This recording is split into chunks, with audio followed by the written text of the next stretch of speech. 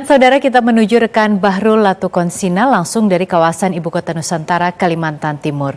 Bahrul, selamat siang. Ada informasi apa saja yang bisa Anda sampaikan pada kami siang hari ini? Ya baik, selamat siang Tasya dan juga saudara, langsung dari kawasan inti pusat pemerintahan Ibu Kota Nusantara. Lebih tepatnya jika Anda lihat di belakang saya, ini adalah Istana Presiden di Ibu Kota Nusantara. Tentunya berbagai hal dapat kami sampaikan pada lensa IKN siang ini. Untuk informasi pertama adalah bagaimana Otorita Ibu Kota Nusantara melanjutkan penandatanganan pada gelombang kedua pembangunan kawasan yudikatif maupun legislatif untuk menuju atau mempersiapkan ibu kota politik pada tahun 2028. Tentunya pembangunan ini jika kami lihat ada beberapa kontrak terkait dengan pembangunan kawasan maupun gedung DPR 1, DPR 2, yudikatif, juga pembangunan-pembangunan lainnya dalam kontrak itu. Tentunya ada beberapa hal yang diperhatikan oleh Otorita Ibu Kota Nusantara. Disampaikan oleh Kepala OIKN Basuki Hadimulyono yang mengungkapkan memang ada 3 aspek yang perlu diperhatikan dalam pembangunan, yakni estetika bangunan, ketahanan bangunan, serta keberlanjutan lingkungan. Tentu ini sangat diperhatikan dari penandatanganan kontrak sebelumnya. Juga Kepala OIKN sangat memperhatikan 3 aspek ini untuk dapat dipenuhi.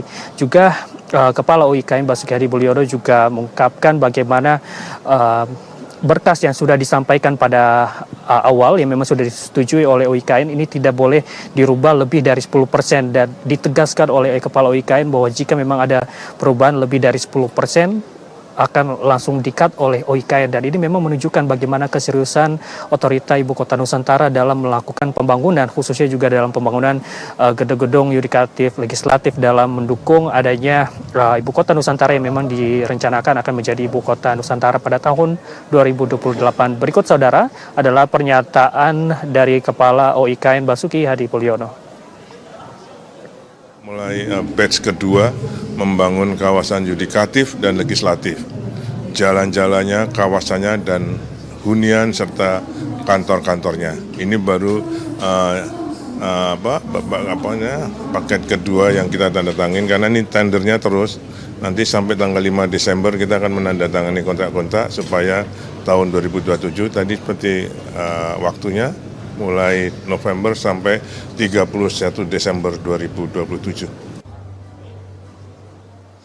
Dan kita beralih ke informasi selanjutnya, saudara, bagaimana pemerintah Indonesia terus menghadirkan berbagai program prioritas di seluruh wilayah di Indonesia. Tentunya juga di wilayah Ibu Kota Nusantara ini juga terus dihadirkan berbagai program prioritas, salah satunya adalah makan bergizi gratis. Otorita Ibu Kota Nusantara, saudara, juga memastikan bahwa program makan bergizi gratis ini terus dijalankan, termasuk juga beberapa waktu lalu staf khusus Wakil Presiden juga telah melakukan pengecekan. Dapat kami sampaikan di wilayah Penajam Pasir Utara ini terdapat 16 sekolah yang menerima program makan bergizi gratis ini dengan total adalah 2.569 penerima manfaat, dan untuk total SPPG membagikan kepada 16 sekolah tersebut ada 2 SPPG yang disiapkan dalam pembagian makan bergizi gratis. Tentunya ini juga menjadi komitmen bagaimana pemerintah terus menghadirkan program-program prioritas di seluruh Indonesia untuk memastikan penyebaran ini dapat dilakukan secara merata.